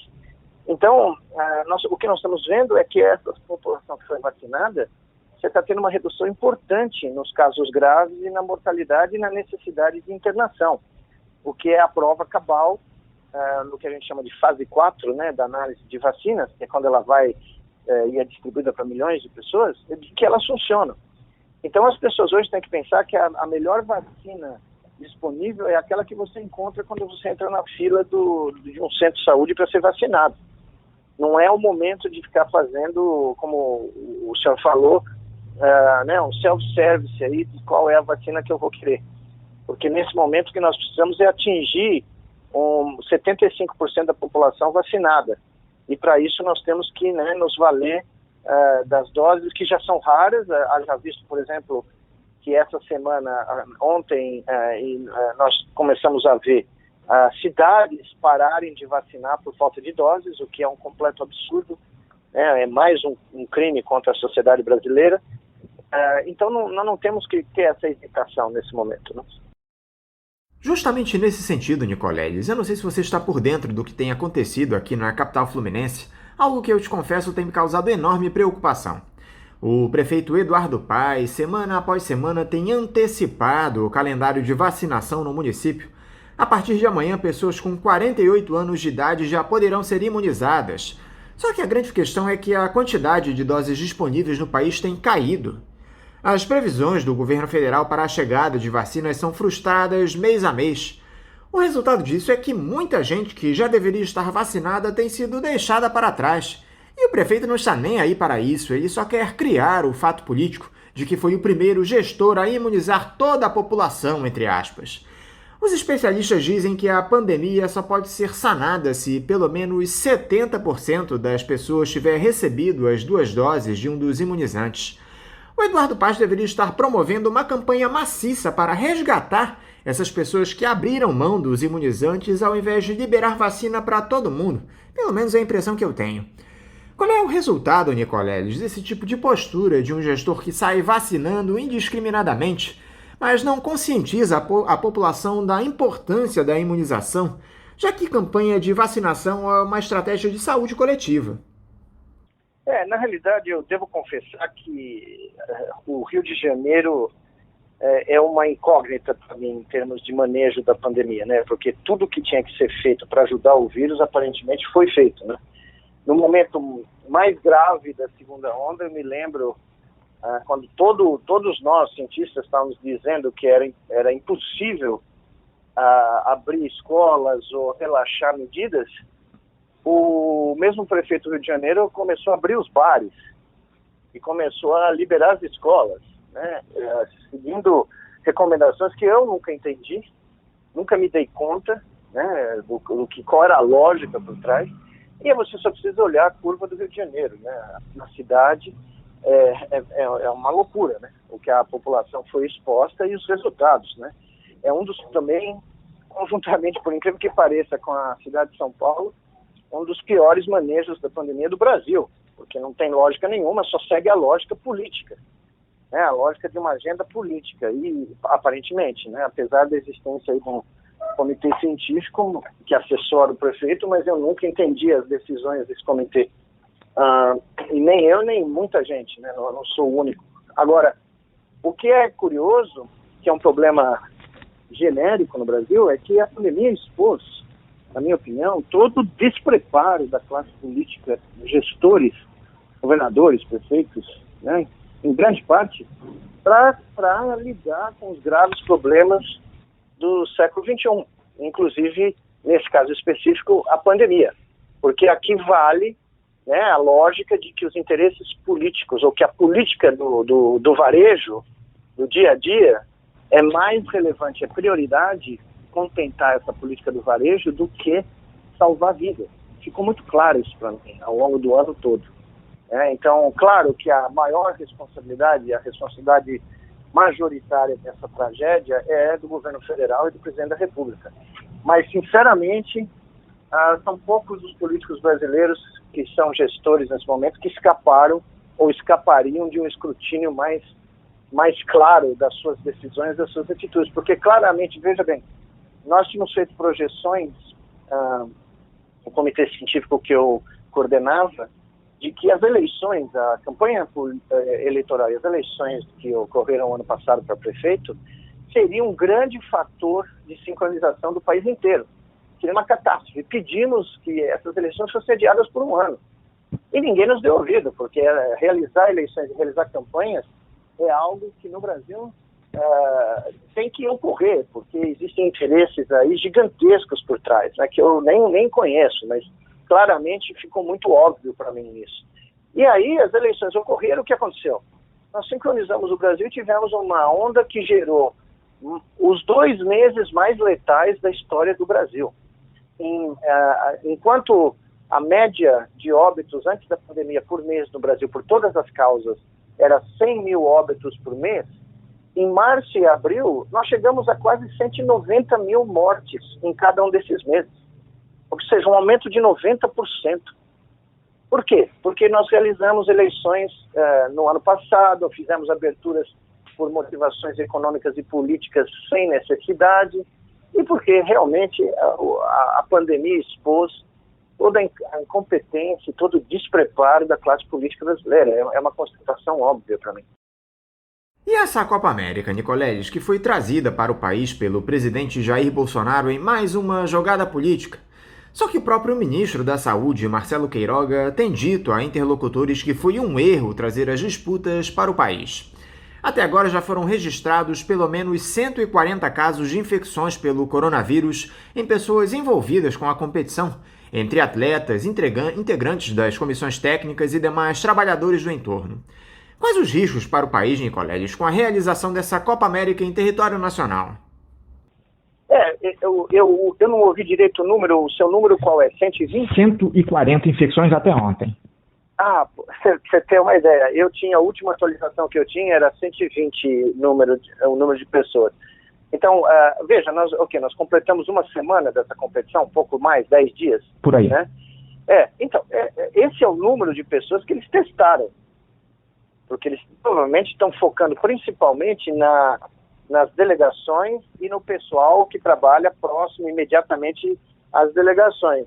Mas eles não estão testando funcionários de hospital, não, de hotéis, pessoal que faz o transporte, pessoal que dá outro apoio à realização, né? Você tem jornalistas que têm que se destacar para esses estádios. Sim. Você tem uma enormidade de pessoas envolvidas na organização de uma competição desse nível. E nós temos, basicamente, nós não precisávamos disso, mas nós podemos estar tendo nos nossos olhos um evento que a gente chama de super espalhador, né, da expressão inglesa super spreader. Ou seja, um evento que catalisa um surto. E qualquer coisa que aconteça no país, que está numa situação instável, né? Nós estamos num equilíbrio instável aqui da pandemia, subindo a serra de casos e de óbitos rumo ao pico de uma terceira onda. Qualquer evento super espalhador pode potencializar isso e pode gerar uma catástrofe ainda maior. E o que nós fizemos? Nós demos sopa para o azar e aceitamos uma competição inútil.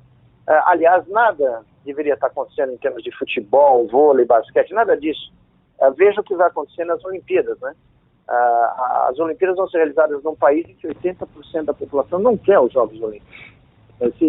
Se pudesse, fecharia os aeroportos na marra, né? A população do Japão, porque eles de jeito nenhum querem a realização desses Jogos. Mas os Jogos vão ocorrer, porque aparentemente o esporte profissional no mundo, a todos os níveis, não dá a menor bola para a segurança e para a sobrevida dos seus fãs. É uma coisa irônica, né? Porque o esporte foi criado, o esporte como as Olimpíadas, foi criado pelos gregos como uma forma de demonstrar valores, né, éticos, valores de coesão da sociedade, de demonstrar a superação do indivíduo e de demonstrar como o esporte pode ser importante para a saúde mental e saúde física, né, da sociedade. E olha no que ele se transformou. Ele se transformou num negócio que não dá a menor relevância, não põe como prioridade a vida daqueles que consomem o produto desse negócio e que alimentam a enorme quantidade de dinheiro que é transferida, né, para todos aqueles que participam desse negócio. É uma coisa inédita. É um produtor, é um negócio que gera um produto que ignora o bem-estar dos seus consumidores a nível global. E o futebol é um exemplo prático, né, disso. A CBF, a Conmebol, a FIFA. Eu lidei com a FIFA, então eu posso dizer, foi um dos piores pesadelos da minha vida durante a Copa do Mundo aqui em 2014. Então, a gente vê o grau de irresponsabilidade, de imoralidade e de completa falta de empatia. Porque quando os jogadores da seleção brasileira disseram que iam fazer algo, eu falei, bom, pela primeira vez na história, esses caras vão chegar, não vamos jogar. Uhum. Não tem cabimento fazer. E nada, né? Não deu em nada. Para encerrar, Nicoleles, qual é o caminho que vai nos salvar de uma tragédia ainda maior que essa que nós temos com a Covid-19? Como resolver a pandemia no país? Bom, nós precisaríamos, como o nosso trabalho mostra, né, fazer tudo aquilo que nós não fizemos. Nós, nesse momento, precisaríamos estar vacinando 2 a 3 milhões de pessoas por dia, atingindo um grande número da população que já tomou a primeira dose, tendo a segunda dose, não deixando para trás como 10% das doses administradas. Nós teríamos que estar basicamente fechando o nosso espaço aéreo, fazendo barreiras sanitárias nas rodovias para testar em massa e impedir o tráfego não essencial de pessoas que estivessem detectadas como infectadas. Nós tínhamos que fazer o isolamento social aumentar e tínhamos que fazer lockdowns, não tem dúvida nenhuma. O interior de São Paulo está fazendo município a município os seus lockdowns porque os prefeitos se deram conta que eles colapsaram de vez e se eles não fizerem isso, eles vão ter corpos acumulando nas ruas, que é o meu grande medo para o Brasil numa terceira onda, num sistema hospitalar colapsado. Então nós tínhamos que ter feito tudo isso desde fevereiro, final de fevereiro de 2020. E se nós fizermos isso como por milagre a partir de agora, nós temos uma chance de evitar mais mortes. Mas se nós não fizermos, o vírus já ganhou a guerra no Brasil. A única dúvida agora é qual vai ser o número final de vítimas, né? Miguel Nicoleles, mais uma vez, muito obrigado por você dialogar conosco aqui no Faixa Livre. Eu quero te desejar um ótimo dia de trabalho e deixar aqui também o meu abraço. Muito obrigado, agradeço também a oportunidade. Tudo de bom aí. Conversamos aqui com o médico e neurocientista Miguel Nicoleles. E vamos encerrando a edição de hoje do Faixa Livre, convidando todos vocês para amanhã, a partir das 8 da manhã, estarem novamente aqui na Rádio Bandeirantes 1360 AM para mais uma edição do nosso programa. Um abraço a todos vocês e até amanhã!